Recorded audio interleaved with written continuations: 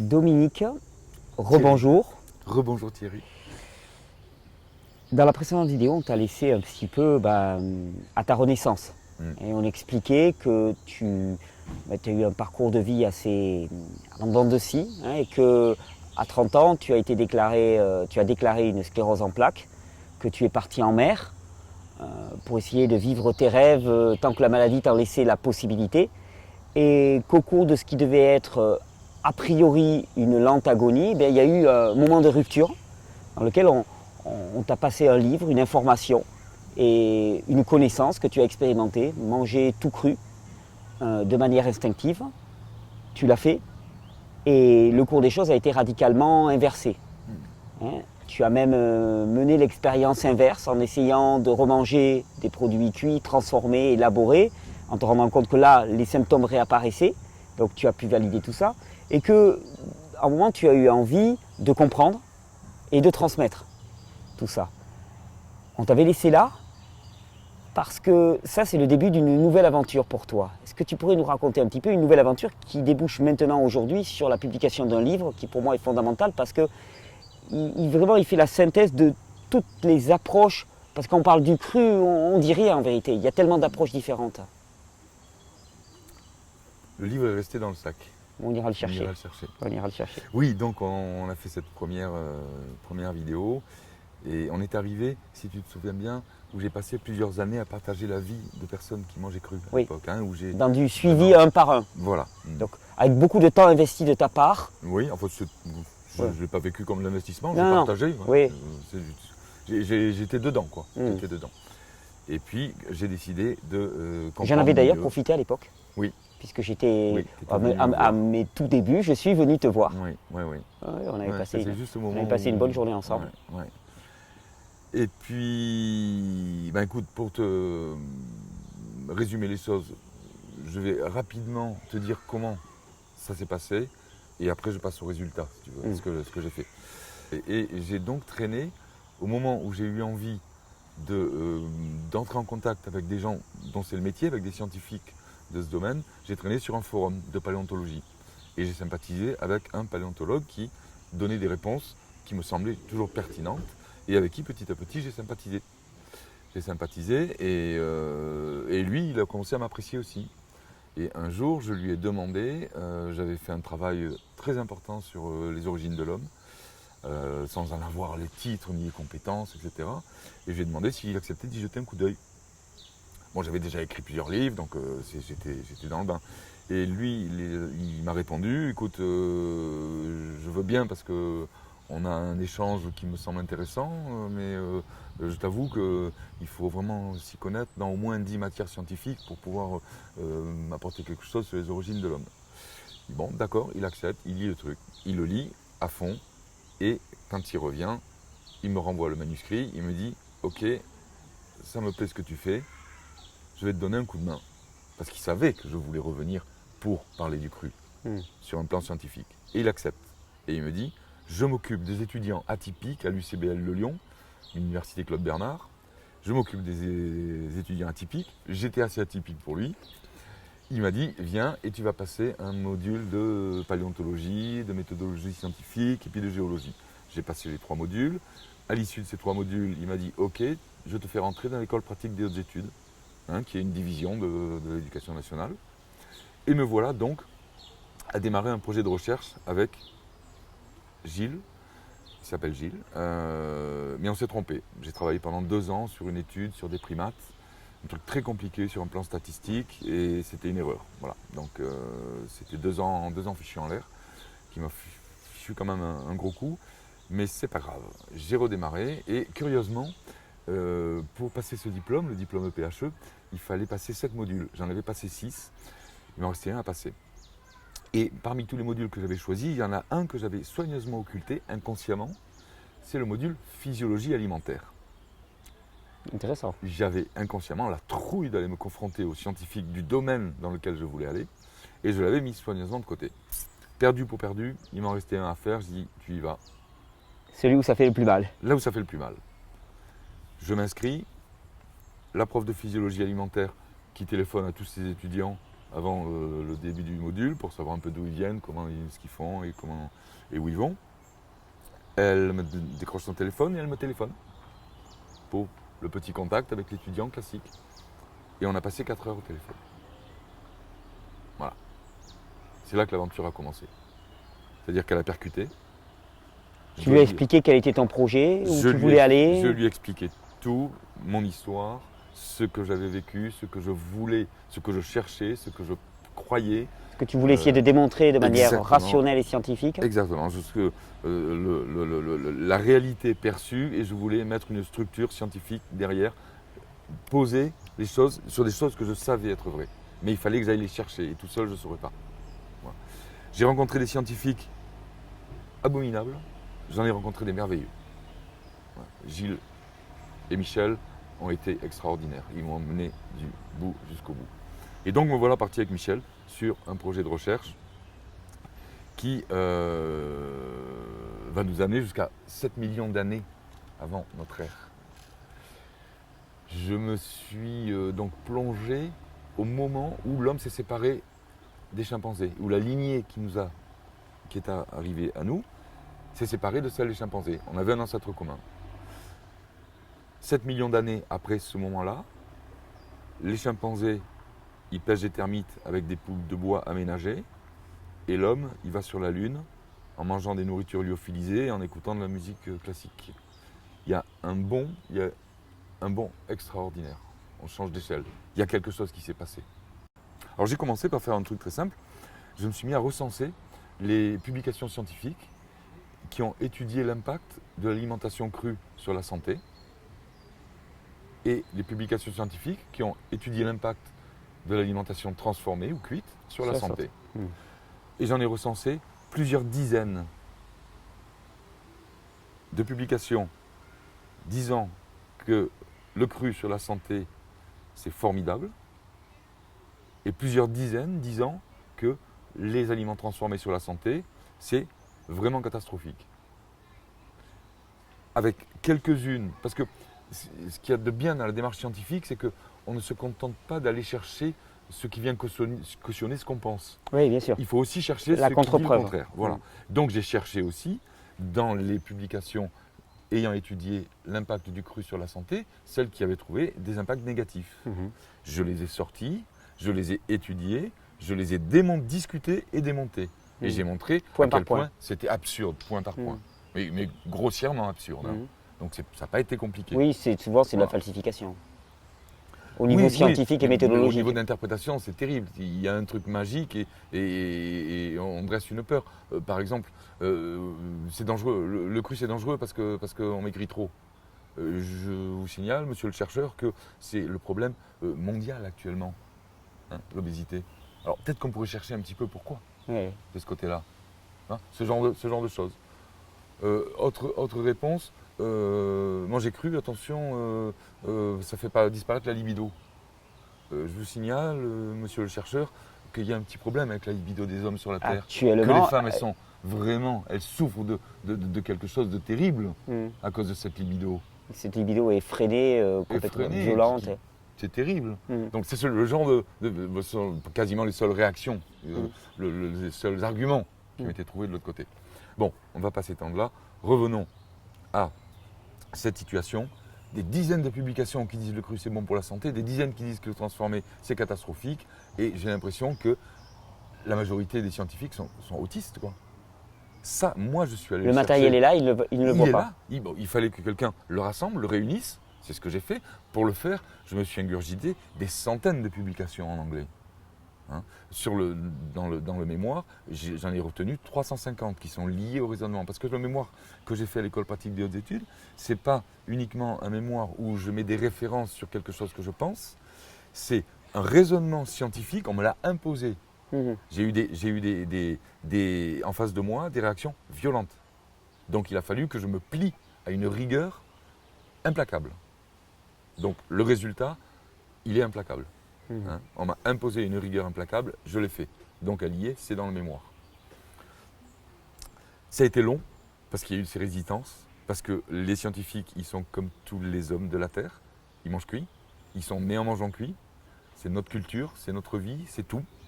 C'est impensable pour eux. La plupart d'entre eux qui sont dans ce domaine de science, ils ont travaillé à valoriser le génie de l'homme qui a inventé la cuisson. Le génie culinaire.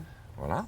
Ils ont consacré des années à montrer que c'est grâce à la cuisson que le cerveau de l'homme il a grossi, que c'est grâce à la chasse organisée, etc. Et en fait, c'est totalement faux. C'est totalement faux parce que l'homme qui a inventé l'outil, il était entièrement cru. Celui qui a acquis l'intelligence conceptuelle qui lui a permis de fabriquer des outils, donc de fabriquer avec des végétaux, des sacs, des paniers, de pouvoir collecter, de pouvoir changer la face du monde. Toute l'histoire de l'homme s'est bâtie là-dessus. C'est un crudivore qui l'a fait, ce cerveau-là. Tu vois ? Et d'ailleurs, il y a vraiment une frontière extraordinaire au niveau comportement alimentaire avant l'outil et après l'outil. Avant l'outil, l'homme ne pouvait vivre que à un endroit où il avait des ressources alimentaires en permanence. Et j'ai recherché, parce que ma démarche, ça a été d'étudier le système sensoriel, dont je te parlerai un petit peu après. Je suis tombé sur un système sensoriel, sur le papier, absolument extraordinaire. Oui. Qu'on ignore totalement la plupart Voilà, du temps. et on comprend même, les scientifiques ne comprennent pas pourquoi. Et puisqu'il existe, c'est qu'il a été créé dans un monde où l'évolution l'a fait naître. Je suis allé chercher ce monde-là, je l'ai rencontré au carrefour de 3 environnements, savane, forêt et un milieu aquatique. C'est là qu'il y a le maximum de ressources et que c'est dans un tel endroit qu'on peut justifier d'avoir une telle puissance sensorielle, telle que je t'en parlerai un petit peu plus tard. Et dans cet environnement-là, nos ancêtres peuvent manger, toutes les 2 heures, ils ont quelque chose à manger. S'ils veulent en sortir, aller en savane, ils ne peuvent pas survivre. Ils sont obligés de rester là. Okay ? C'est à partir du moment où ils ont l'outil qu'ils peuvent stocker. Oui. Et à partir du moment où ils peuvent stocker, ça veut dire qu'ils peuvent aller, ils prennent des provisions et ils peuvent aller conquérir le monde. Et les premières grandes migrations tombent pile à ce moment-là. Okay ? Non seulement il y a ce point-là qui est très très fort, le deuxième point fort, c'est que c'est la première fois de l'histoire depuis leur origine, c'était il y a 2,5 millions d'années, que l'homme peut commencer à faire des mélanges en permanence. Puisque quand on stocke, on stocke et on revient au camp de base. Moi, je ramène le miel, lui, il ramène les noisettes. Moi, du miel, j'en ai saturé, j'en ai mangé jusque-là, j'en veux plus. Donc, il ne m'intéresse pas vraiment. Donc, je suis prêt à l'échanger facilement. Et je vais lui piquer ses noisettes en échange du miel. Et je vais faire des mélanges. Et là, quelque chose va changer. Sur un plan alimentaire, au niveau de la physiologie de la digestion, un truc énorme se passe. Il y a une rupture dans notre histoire. C'était il y a 2,5 millions d'années. En même temps, des choses importantes se passent sur le plan de la socialisation, puisqu'on se rend compte qu'on se retrouve avec une valeur qui n'est pas absolue, qui est relative. Une tablette de chocolat, ça vaut toujours une tablette de chocolat. Tu la mets au frigo, tu la conserves, tu trouveras toujours quelqu'un pour l'acheter. Maintenant, tu prends ta cabosse de cacao, et quand la personne n'est pas dessus et qu'elle n'en veut pas parce qu'elle n'en a pas besoin, elle n'a aucune valeur. Par contre, s'il y en a un qui en a besoin, elle reprend de la valeur. La valeur est relative. Donc c'est toute cette histoire-là que j'ai pu faire renaître sur le comportement, sur notre histoire, l'histoire du comportement alimentaire de l'homme, qui est absolument ignorée de tous les scientifiques, à cause de ce paradigme culinaire qui est énorme. Oui, qui fait une sorte de verrou d'une certaine manière. Tout le monde pense, un paradigme c'est ça. Les spécialistes pensent ça, tout le monde pense ça, tout le monde croit ça, c'est évident, on ne peut même pas en discuter. Le plus grand paradigme qu'on a connu, c'est le soleil tourne autour de la Terre, et tout le monde en était persuadé, c'est le soleil qui tourne autour de la Terre. Mais le jour où une personne a dit non, c'est le contraire, et la preuve, du coup ça on le comprend, ça on le comprend, ça on le comprend, c'est pour l'ensemble de l'humanité que la Terre s'est mise à tourner autour du soleil. Et là on en est à ce moment-là, nous. Quand on accepte de regarder l'importance de l'alimentation crudivore pour l'homme, et particulièrement l'alimentation sensorielle, d'un seul coup, il y a des dizaines de choses qui se recalent, qui se comprennent dans la santé de tous les côtés. C'est vraiment un faisceau convergent, et tu es bien placé pour le savoir. Tu n'arrêtes pas de le dire et de le vivre. Et de le démontrer et d'en parler. Donc, tout ce travail m'a amené à un petit discours de 10 minutes, un quart d'heure, qui va nous faire rentrer dans notre capot, dans notre intimité sensorielle, et de nous montrer quelque chose d'absolument extraordinaire. Et je vais te le raconter maintenant. Et je suis très heureux parce que je l'ai fait pas mal de fois, mais je l'ai jamais fait à toi. On est parti. Alors, l'évolution. L'évolution, la vie. L'individu, l'espèce. Un individu, pour vivre, il faut qu'il mange. Une espèce, pour qu'elle survive, il faut qu'elle se reproduise. L'évolution a utilisé des outils pour que ça se réalise. Elle utilise un système sensoriel qui va évaluer notre environnement en différents domaines.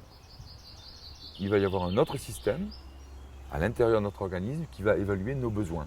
On les appelle l'analyseur sensoriel périphérique, c'est toute la périphérie, et l'analyseur des besoins internes. Ces deux systèmes, leur travail, leur but, c'est de maintenir ce que tu connais très bien, qui s'appelle l'homéostasie, maintenir en équilibre toutes nos constantes physiologiques. Donc, par une comparaison entre les ressources extérieures et les besoins du corps. Exactement. Et on a les retours permanents. Permanent, c'est-à-dire qu'il faut que l'équilibre soit maintenu. Dès qu'on s'écarte de l'équilibre, l'analyseur des besoins internes le signale, envoie l'info au cerveau. De l'autre côté, on a un système sensoriel qui évalue l'environnement. Alors je vais m'arrêter un petit peu sur cet environnement sensoriel. Je vais te raconter une toute petite histoire sur les 3 premiers sens. L'audition, la vision, ensuite l'olfaction. Les autres, c'est pas trop la peine qu'on en parle. L'audition, elle fonctionne avec un type de récepteur. Un seul type de récepteur, c'est la cellule ciliée. C'est ce récepteur, ce neurone récepteur, qui va capter l'information sonore et qui va envoyer l'information au cerveau. Avec un seul, la cellule ciliée, on est capable d'analyser à peu près 34 000 sons. Différents. De les discriminer. Discriminés. 34 000 sons. C'est pas mal. Hein, c'est Mozart, c'est la plage, sur le sable, Le etc. petit oiseau qu'on entend Les petits modulé. oiseaux, là, en ce moment. La vision, on passe à 2 récepteurs. Il y a les cônes et les bâtonnets. Les cônes pour la couleur, pour la lumière du jour, et les bâtonnets pour les ombres, ombre et lumière pour la nuit. 2 récepteurs. Entre 2 et 5 millions de couleurs. Différentes discriminées. Discriminées. Okay, de 34 000 avec 1, on passe entre 2 et 5 millions avec 2. Balèze quand même. Et alors au niveau La Joconde, les couchers de soleil, les lumières qu'on voit là, le vert qui est derrière nous, c'est avec ces 2 neurones. Et quand on passe à l'olfaction, Thierry, alors c'est pas 1, c'est pas 2, non, c'est pas 10, non, c'est pas 100, non, c'est pas 200, c'est 330 neurones olfactifs. Différents. 330 neurones différents pour prendre la mesure de l'univers olfactif dans lequel on vit. C'est énorme. C'est d'ailleurs notre sens le plus développé. Mais à une des échelles mesure, voilà, colossales. une échelle colossale.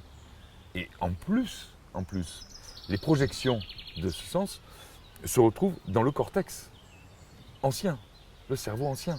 Les autres arrivent dans le néocortex. Donc on a quelque chose, on a un truc Et extraordinaire. donc on arrive à discriminer combien de milliards. Alors, on le sait, on a longtemps pensé que c'était quelques milliers, quelques millions. Et en 2014, fin 2014, une manipulation, une manip vachement élégante, une étude qui a été faite avec des odeurs complexes de 3, tu vois, qu'on fait sentir à 20 personnes et on en change une à la fois. Et on repère ceux qui arrivent à discriminer.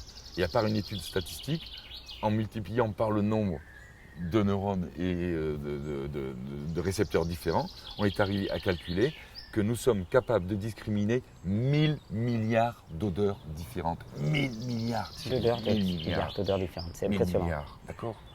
Tu rentres dans un McDo, tu as la frite et tu as le steak. Là, c'est 1000 milliards. C'est énorme. C'est énorme. C'est même un peu inaccessible. Oui, on n'arrive pas à le Voilà, conceptualiser. c'est comme les milliards d'années, tu vois. Ouais. On a du mal à cause de notre monde, parce que notre monde, là on se rend compte qu'il y a un changement d'échelle, il y a un truc. Ça c'est une première chose. Il y a une deuxième chose qui est extrêmement importante, que je trouve vraiment fabuleuse, c'est que, pour résumer, on a un épithélium olfactif, c'est une petite pastille d'1 cm² qui est dans le haut de la fosse nasale. L'air transporte des molécules. Quand j'approche un aliment de moi, le nez c'est le premier gardien, Donc c'est lui qui va. C'est Et d'ailleurs, le nez est placé au-dessus de la Juste bouche. Au-dessus de la bouche, en avant. Ouais. Puis les narines tombent Et directement. tombe directement. D'ailleurs, on avant oblique de légèrement, rentrer. tu vois, c'est assez amusant la disposition. Et donc, la respiration, c'est la respiration orthonasale, celle qui arrive directement par le nez et puis qui rentre dans les poumons. L'air passe devant l'épithélium olfactif avec ces molécules qui sont chargées. Donc là, les neurones qui correspondent à une molécule le récupèrent, l'information, et l'envoient au bulbe olfactif. Le bulbe olfactif est situé juste au-dessus d'un os en dessous duquel il y a l'épithélium olfactif, juste au-dessus, et récupère les neurones dans des glomérules. C'est un petit peu des petites centrales, des petites centrales dans lesquelles tous les neurones de la même famille se rejoignent. Okay, les centrales téléphoniques un petit peu. Un petit peu, hein, un truc comme ça. Et cette odeur-là, on verra ce qu'elle devient. Je vais revenir. Alors, on m'a parlé donc de respiration orthonasale. Mais il y a une autre respiration qui ne nous appartient qu'à nous. Les animaux, eux, ne peuvent pas respirer et avaler en même temps. Parce qu'ils ont le pharynx et le larynx au même endroit. Ils ne peuvent pas. Ils n'ont pas techniquement suffisamment de sécurité. Un chien, quand il mange, tu as vu, il avale, il baffe. Hein. Si il y avait l'évolution a maintenu ça, parce que sinon il risque de s'étouffer. Lui, il engouffre. Nous, on a développé quelque chose d'autre. On a développé un logiciel, un truc extrêmement pointu, qui a fait que la pression évolutive n'a plus jugé utile de maintenir le pharynx et le larynx en même temps. Du coup, ça s'est séparé. C'est pour ça qu'on a la voix, qu'on peut parler.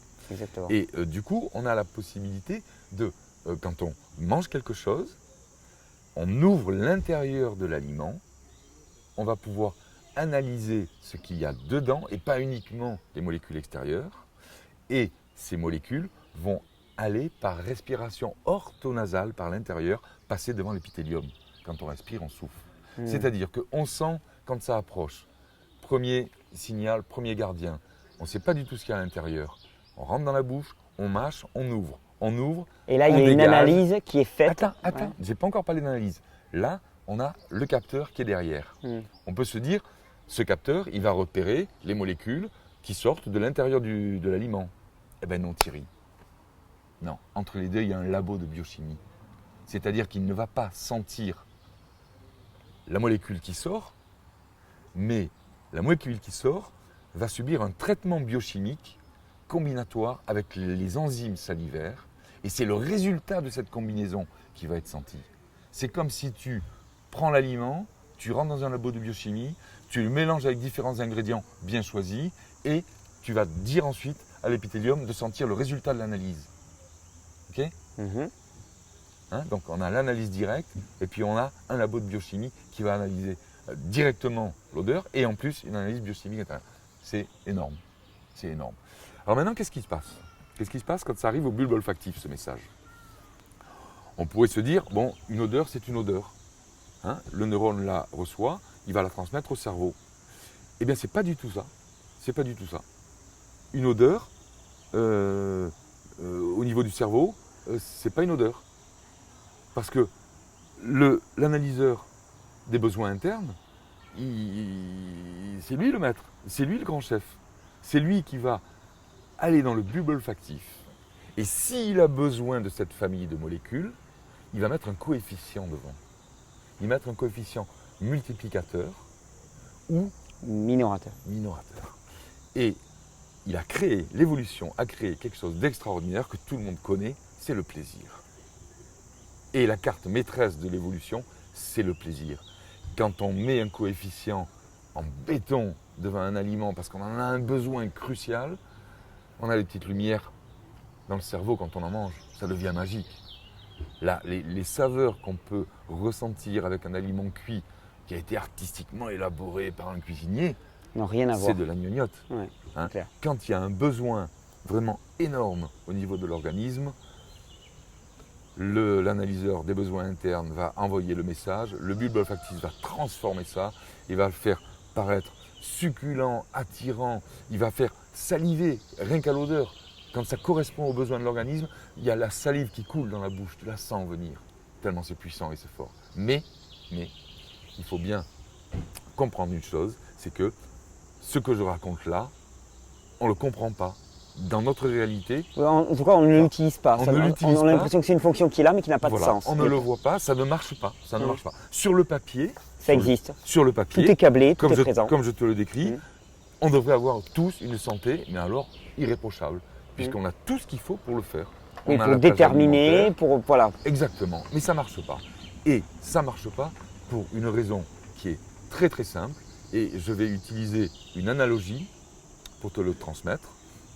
Je vais prendre dans le domaine informatique, le logiciel Word, que tout le monde connaît, qui est né il y a très longtemps. Au début, c'était un traitement de texte très sympa, on pouvait faire plein de trucs avec. Et puis, ce logiciel, il utilisait des fichiers, on appelle .doc, étoile .doc. Hein. Il sait lire ce fichier, quand tu fais le travail sur ce fichier, il l'enregistre, etc. Et ces deux entités ont coévolué depuis des dizaines d'années. Word a 30 ans maintenant.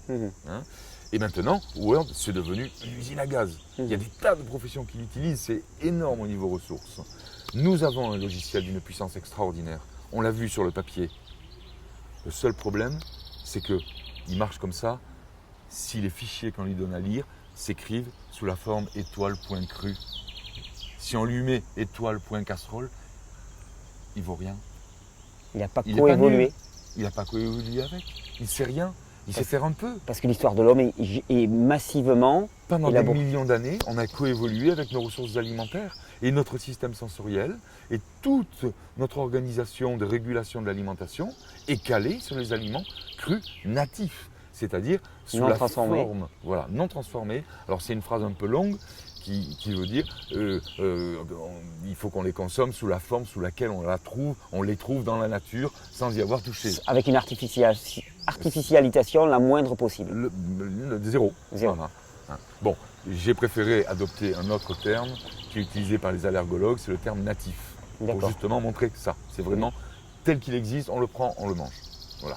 Donc ce logiciel hyper puissant, il marche avec les aliments natifs. Avec les autres aliments, Mais plus c'est il ne transformé- sert à rien. Non, c'est pas vrai. Il sert Enfin, pas à rien. il marche un peu. il tourne mal. Enfin, Voilà. il nous induit en erreur. Il marche un peu quand même. C'est pour ça qu'on peut survivre. C'est Mm. qu'il marche un peu. Quand vraiment on sature de graisse, ce sont des signaux très grossiers, le système il dit arrête. Mm. Hein. Mais on a eu besoin d'inventer la diététique. Et la diététique, elle est née quand? On a une petite idée, la diététique. Parce Ah. qu'on a eu des petites statuettes stéatopigiques. Les premières statuettes avec les femmes obèses. C'était Mm. la dernière glaciation il y a 25 000 ans. D'accord. C'est à ce moment-là qu'on a changé totalement d'alimentation, qu'on s'est mis à se baffrer de graisse, que l'alimentation cuite est devenue hyper appétante, mais on n'avait aucune régulation, on a dû inventer la Notre système de diététique. stop marchait n'était plus. quasiment plus présent. Voilà, c'était hyper attirant, c'était irrésistible. Voilà. Mm. Et c'est bien l'objectif du cuisinier, de la Oui, cuisine. d'ailleurs, c'est le dilemme actuel. C'est-à-dire qu'on a à la fois des trucs qui nous attirent en permanence et sans limite, et puis de l'autre côté, on a un discours diététique qui dit oh, il ne Qui faut dit- pas manger, pas Exactement. plus, pas trop sucré, pas trop Voilà. gras et tout. Et toi, tu es entre les deux, tu es complètement déchiré. Complètement paumé. Et il n'y a plus de plaisir, il n'y a que de la coercition. Et ça, c'est pas normal. Voilà, mais au départ, il y a une volonté d'exploiter le plaisir pour le plaisir sans fonction. Mm. Le plaisir a une fonction. Oui. Voilà, l'art pour l'art, c'est comme le plaisir pour le plaisir. Oui, c'est Et le vide de sens. cuisinier, son grand kiff, quand il a réussi, c'est de l'art. Il arrive à rendre quelque chose de bon, même si les gens n'en ont pas besoin, et que ce soit bon pour le maximum de gens possible. Et puis qu'on en ait envie tout le temps. C'est vraiment sur un plan sensoriel. c'est Tromper irrésistible. l'instinct complètement. Complètement. C'est une arme redoutable. C'est une arme à faire de l'argent redoutable. On sait que les gens ne peuvent pas y résister. Pourquoi? Parce que notre système sensoriel, il a coévolué avec des aliments qui avaient une dimension. Et cette dimension, je l'ai découverte en faisant ce travail. Je me retrouve avec cet homme originel avant la découverte de l'outil. Cet homme-là, il avait dans son environnement plusieurs catégories d'aliments. Il avait des aliments que j'ai appelés les aliments de proximité, qui sont facilement accessibles. Alors ceux-là, il faut quelque chose pour les réguler, puisque j'y accède tout le temps. Donc, mon système sensoriel a instauré Une appétence. des Ouais. arrêts sensoriels forts pour ceux qui sont hyper présents. Mm. Tu vois. Et puis aussi, c'est pour que ça me pousse à aller en chercher d'autres. Mhm. Tu vois. Ensuite, il y a une deuxième catégorie, c'est les aliments saisonniers, qui ne sont pas là tout le temps. D'ailleurs, on l'a tous expérimenté.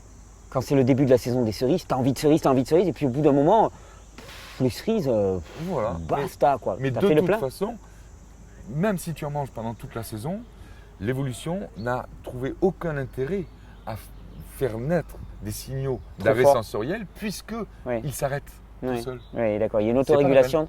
de la nature. Par contre, si tu commences à consommer des cerises du Chili, puis après des cerises d'Afrique du Là, Sud, ça se complique. là c'est un artifice. Parce que là, la nature n'a pas La prévu. disponibilité est voilà. devenue permanente alors qu'on a besoin de Le système n'est pas prévu comme ça. Voilà. Et là, on Alors, trompe le système. Exactement. Alors si on n'arrive pas, on n'a plus cette régulation naturelle, c'est à nous de la recréer par le raisonnement. Et il y a la troisième C'est là où catégorie. on arrive à instaurer de l'intellect pour sortir de l'artificialité. Pour dans un monde qui est définitivement artificiel. Tout à fait, pour retrouver, voilà, on se sert de l'intellect pour corriger les erreurs De l'intellect. de l'intellect. Et la troisième catégorie, ce sont les aliments aléatoires, qui sont très rares, mais qui sont très utiles. Très rare dans un contexte naturel. Contexte naturel. Je parle des protéines animales, je pense au miel, je pense aux fruits séchés, pour avoir des figues séchées naturellement sur l'arbre, qu'il n'ait pas plu, qu'il n'y ait pas eu de vent, qu'il n'y ait pas d'insectes, etc. Exactement, C'est rare.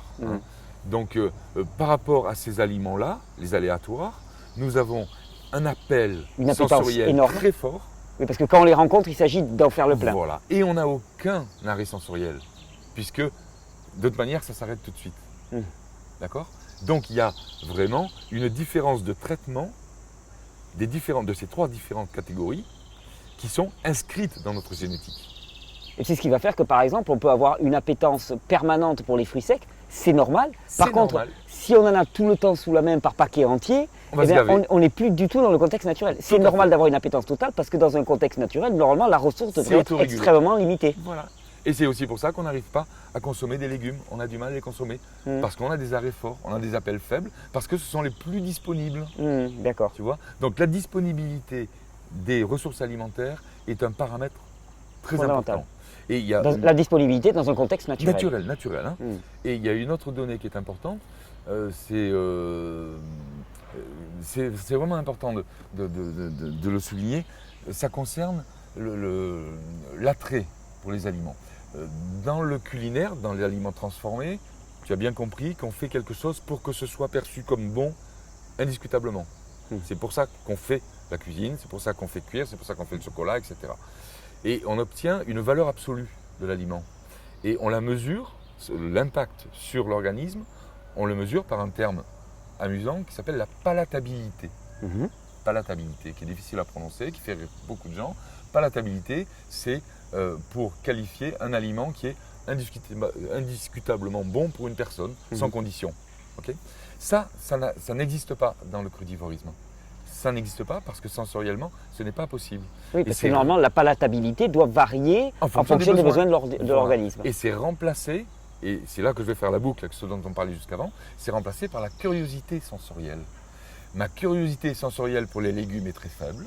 La curiosité sensorielle pour les saisonniers, elle est médium. La curiosité sensorielle pour les aliments aléatoires, elle est énorme. D'accord ? Et il y a vraiment un tableau logique, une correspondance entre la puissance des arrêts sensoriels, les attraits sensoriels et la réalité de la curiosité sensorielle. C'est tout un univers qui nous échappe totalement de par l'emprise du paradigme culinaire et de par l'impossibilité d'exprimer tout ça dans un contexte qui nous piège notre sensorialité complètement et qui nous laisse désemparés à l'échelle de l'humanité. Et l'importance du travail que j'ai réalisé, et qui va mettre certainement très très longtemps pour arriver à avancer, mais il y a quelque chose de fort, c'est que les bases sont posées. Et les bases scientifiques. La justification scientifique. Elles sont validées par le corps scientifique, elles sont déposées à l'école pratique des hautes études par un corps de scientifiques. Et aujourd'hui, quand on va voir un médecin et que le médecin me dit c'est tel traitement, je vous assure, on a fait des études, les études ont montré que ce traitement, c'est celui-là qu'il faut pour ce que vous avez, et que vous êtes en face, et que vous ne pouvez pas dire oui, mais il y a aussi des études qui… Si, il y en a maintenant. Le PDF il est en libre accès sur mon site, du mémoire. On peut donner à son médecin. Je mettrai d'ailleurs le lien de travail. ton site Voilà, directement. à son médecin pour lui montrer, regardez, le travail a été fait. Il y a toutes les références scientifiques. Il y en a 350. Et tout le raisonnement a été validé, contrôlé, avec violence parfois. J'ai eu des oppositions. Tu m'avais dit, assez Assez- violent. assez- Tu touches à un paradigme qui est essentiel. Oui. Ah, Ensuite, voilà. ce mémoire Partant de ce terminé, travail, je me suis attelé à l'écriture de l'éloge du cru. un livre plus grand public, voilà, d'une certaine manière. accessible. Pour essayer aussi de faire la conciliation entre toutes les approches possibles du cru.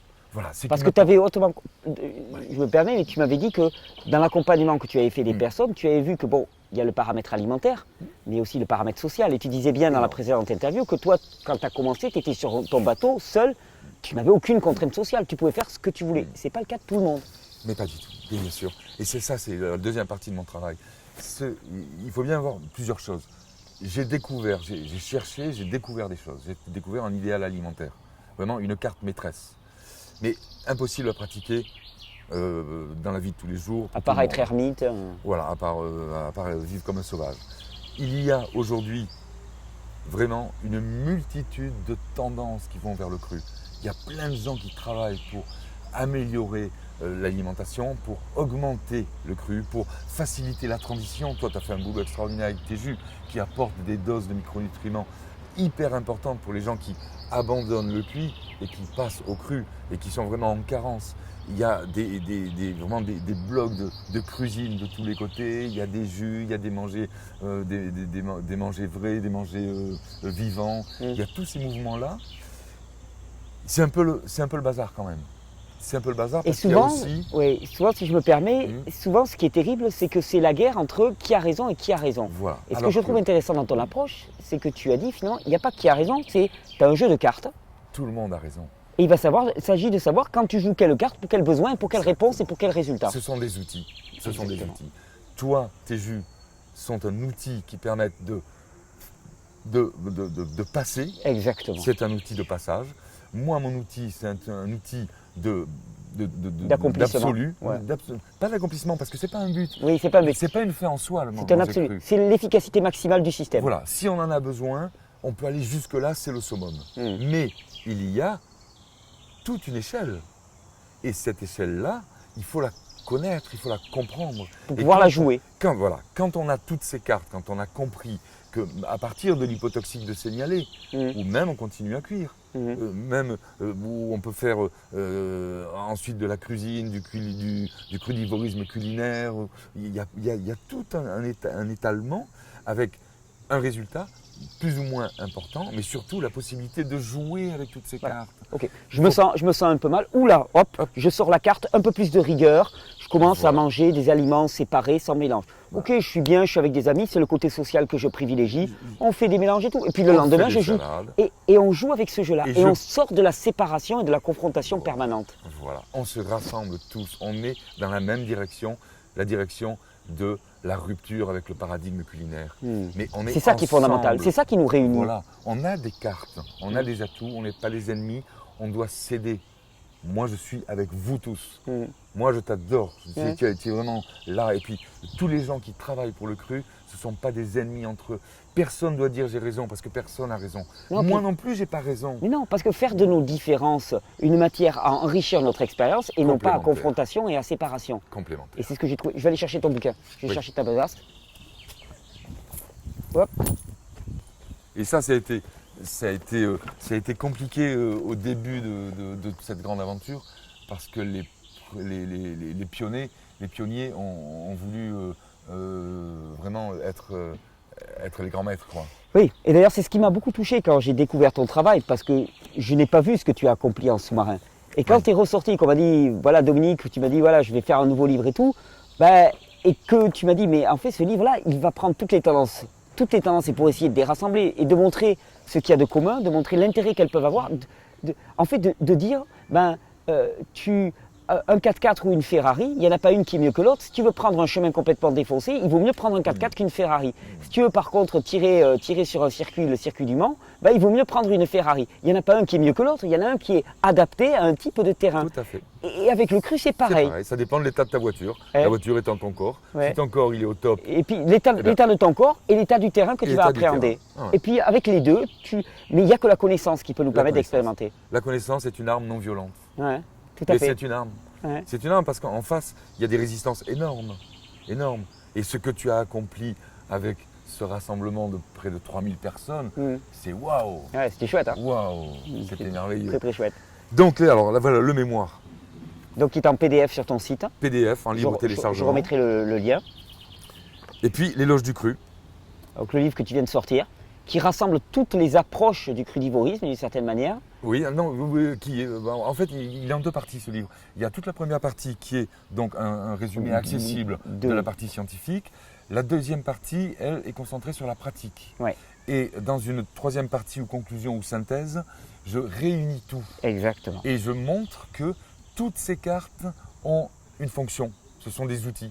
Et à les connaître, on s'enrichit soi-même et on enrichit les autres. Et surtout, on ne s'enferme ni soi, ni son entourage. Oui, puis on ne nie pas, parce qu'il y a les besoins alimentaires physiologiques du corps, il y a les besoins sociaux, il y a les besoins relationnels. Affectifs, et tout. Parce que moi, je dis des fois à des personnes, non mais attends, bon, tu as une alimentation qui ne t'acidifie pas, et en même temps, le type de relation que ça engendre avec ton entourage t'acidifie à bloc. Parce que le stress est ultra acidifiant. Et donc, ça ne peut pas marcher. On n'est pas qu'un ventre, on est un ventre, mais on est aussi une tête avec une histoire, avec Et une il vie, des sentiments. s'agit de s'insérer aussi dans un tissu social, de vivre les choses, Tout à fait. de ne pas rentrer en religion, ce qui est parfois trop présent, hein, de ne pas rentrer dans la peur non plus, de ne pas avoir un rapport à la nourriture qui soit basé sur l'anxiété, mais plutôt Et la culpabilité, la culpabilité. arrêter avec la culpabilité. Ah, c'est terrible, terrible, terrible. Tu manges pas comme ci, tu manges pas comme ça. Les ayatollahs du cru, les ayatollahs du véganisme, les ayatollahs de telle approche alimentaire. Et ça, c'est les conséquences du monocarte. Voilà. Quand tu n'as qu'une carte et que tu as Tu te sens éliminé coincé. toutes les autres, Si les autres font autrement, tu te sens mis en danger. mais personne n'interdit personne d'avoir plusieurs cartes. C'est ça la richesse. On a plusieurs cartes, on a le choix. Et puis on arrête de se définir par une seule carte. Moi je suis. Je suis, c'est Non, ça. non, Non. non. Toi, tu es Dominique Guyot, moi je suis Thierry Casasnovas. Voilà. Et j'ai voulu, et j'interagis avec mon environnement, avec différents besoins, les besoins de mon corps, mes besoins sociaux, les besoins de mon entourage aussi, et un dialogue permanent. Ma famille, les trucs importants à partager. Si je dois partager un anniversaire énorme qui a une importance énorme pour les 40 ans de mariage de mes beaux-parents, et j'y participe et après je fais 3 jours de cueilleur. Et voilà, et je ne suis pas dans la peur, je ne suis pas dans l'anxiété. Et Ni c'est la culpabilité. cette notion de dialogue avec l'environnement. Moi j'ai l'impression toujours que quand on se fige dans une approche, qu'elle soit alimentaire, idéologique, et ainsi de suite, eh bien on n'est plus en dialogue. On s'est bloqué, on dit ferme. ok, moi je suis là, je ne bougerai pas. Et on essaye de conformer notre environnement à ce que nous pensons. Donc on exerce une violence sur l'environnement. Alors que là, on est en dialogue. Ok, quels sont tes besoins? Quels sont mes besoins? Ok, comment est-ce qu'on peut s'accorder? Comment est-ce que ça peut marcher? Ok, j'ai dû faire un compromis et aller vers toi.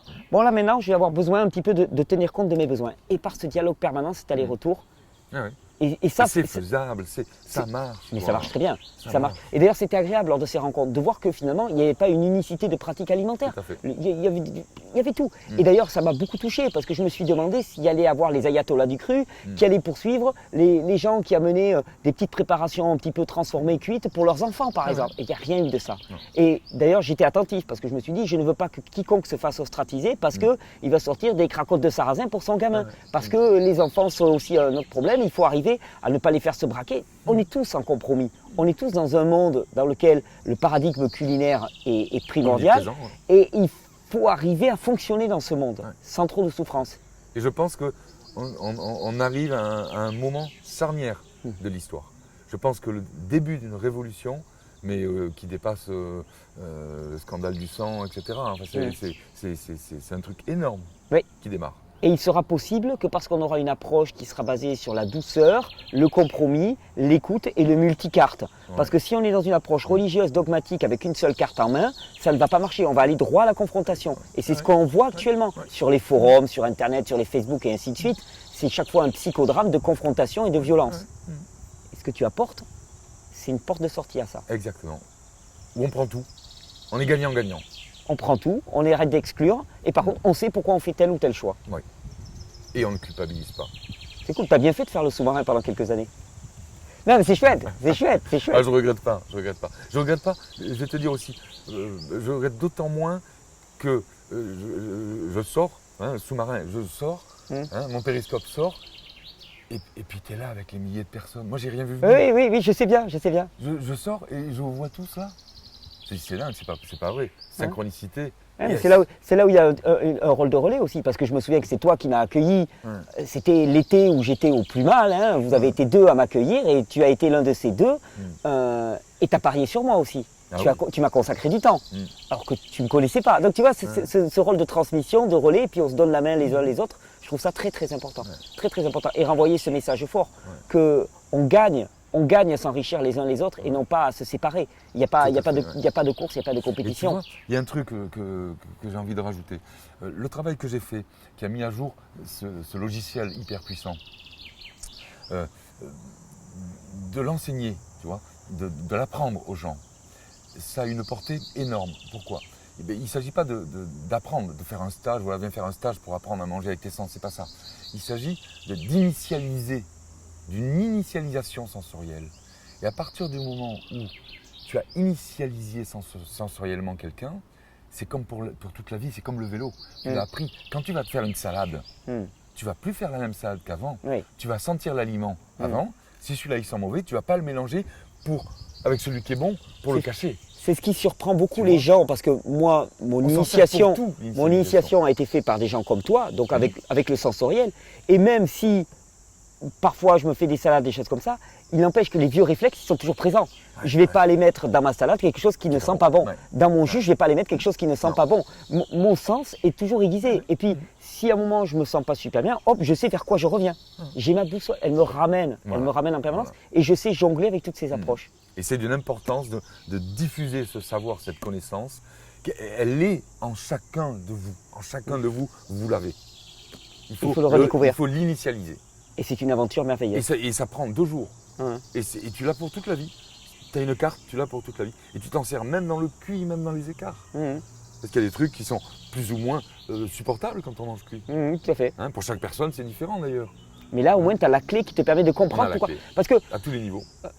Moi, on m'avait toujours dit que si on dit oui, les goûts et les couleurs, ça ne se discute pas et ainsi de suite. Comprendre que les goûts, en particulier en termes alimentaires, ils ne sont pas au petit bonheur la chance. Ils ont un sens. Ils ont un sens. Et une fois que tu connais ce sens et que tu comprends qu'ils ont un sens, tu commences à les respecter pour ce qu'ils sont. Non pas pour des nubies de la personne en disant « Ah, t'aimes pas ça, mais pourquoi t'aimes pas ça ?» Non, non. T'as un besoin, j'ai un besoin.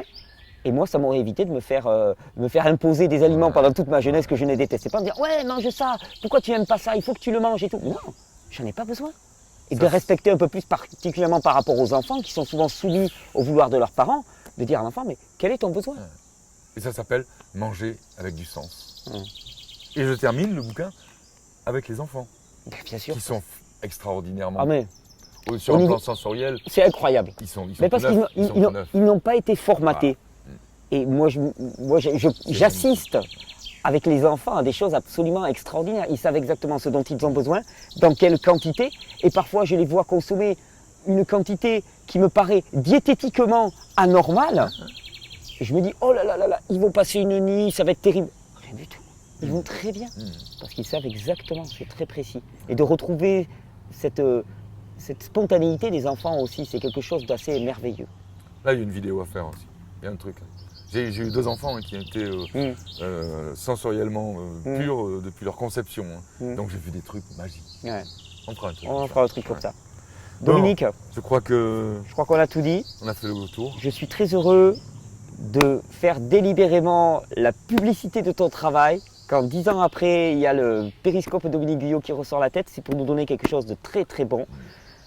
Je vais mettre le lien, il est aux éditions Médicis, je vais mettre le lien dans la vidéo. Vraiment, c'est un travail de synthèse, c'est un travail vraiment, je pense, qui donne la clé et qui donne le sens à tout ce que nous vivons. Et le lien. Ouais, et le lien entre tous. C'est ce qu'on a vu, c'est très bien qu'on le fasse lors des rencontres parce que ce lien-là, il était présent lors de ces rencontres. Il y avait énormément de personnes avec énormément de vécus alimentaires différents et on a tous discuté, on a tous vécu ensemble et on s'est tous réjouis ensemble. Ah, c'est formidable. Merci Dominique. Merci à toi parce que tu as fait autant de boulot que moi et on l'a fait chacun dans son coin et on se retrouve là et je trouve ça formidable. On va faire d'autres travail. Et on n'a pas fini. Merci Dominique. Merci à toi Thierry.